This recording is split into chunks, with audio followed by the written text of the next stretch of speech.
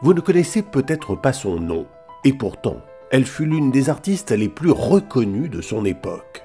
Amie de Galilée, protégée des Médicis et du roi Charles Ier d'Angleterre.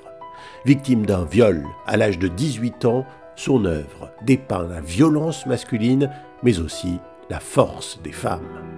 Voici l'histoire d'Artemisia Gentileschi, une peintre MeToo au XVIIe siècle. Artemisia est née à Rome en 1593. Elle est la fille aînée d'un peintre réputé, Orazio Gentileschi, un disciple du Caravage. Elle travaille dans l'atelier de son père tout en gérant le foyer familial car sa mère est morte quand elle avait 12 ans.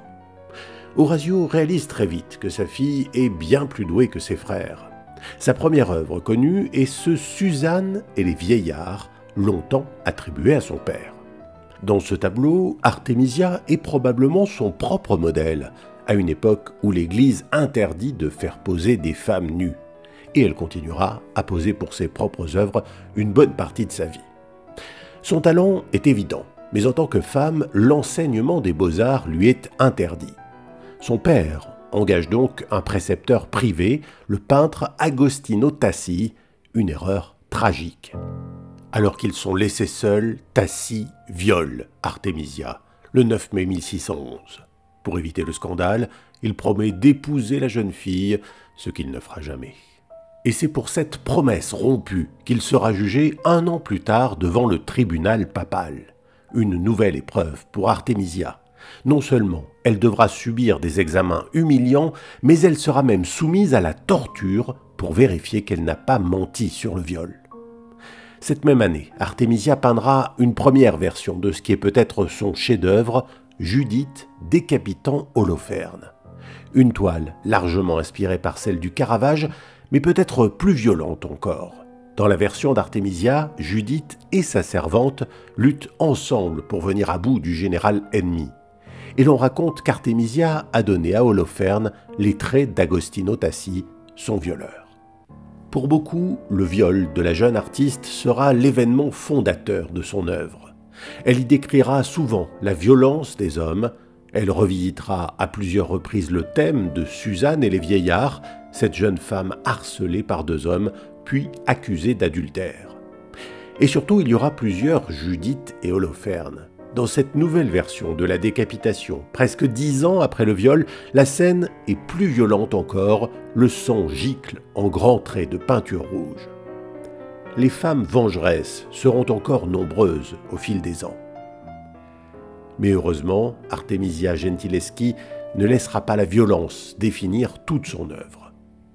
Car après un mariage de convenance pour mettre fin au scandale, l'artiste va prendre son envol. Son nom devient peu à peu célèbre. Elle obtient le soutien de Cosme II de Médicis et travaille un temps à Florence. Elle y rencontrera le savant Galilée et obtient l'incroyable privilège d'être la première femme jamais inscrite à l'Académie de dessin de Florence, première académie artistique d'Europe. Puis elle se sépare de son mari et rentre à Rome, où elle est admise à l'Académie des Deciosi. L'occasion du seul portrait de la jeune femme réalisé par un autre artiste, en l'occurrence le graveur Jérôme David. En légende, on la qualifie de miracle de la peinture, plus facile à envier qu'à imiter. Elle séjournera ensuite quelques années à Naples, avant de suivre en 1638 son père à Londres. Elle y obtient plusieurs commandes de la famille royale, dont les plafonds de la maison de la reine à Greenwich. Cet autoportrait saisissant de vie fait encore partie aujourd'hui des collections royales. Après la mort de son père, Artemisia rentre en Italie et on perd peu à peu sa trace. Les historiens estiment qu'elle est morte en 1656 dans la Grande Peste qui a ravagé Naples. Elle avait 63 ans. Son œuvre va tomber dans l'oubli, ses chefs-d'œuvre attribués à d'autres, à son père, on l'a vu, mais aussi au grand Caravage, comme sa version de 1612 de Judith décapitant Holoferne.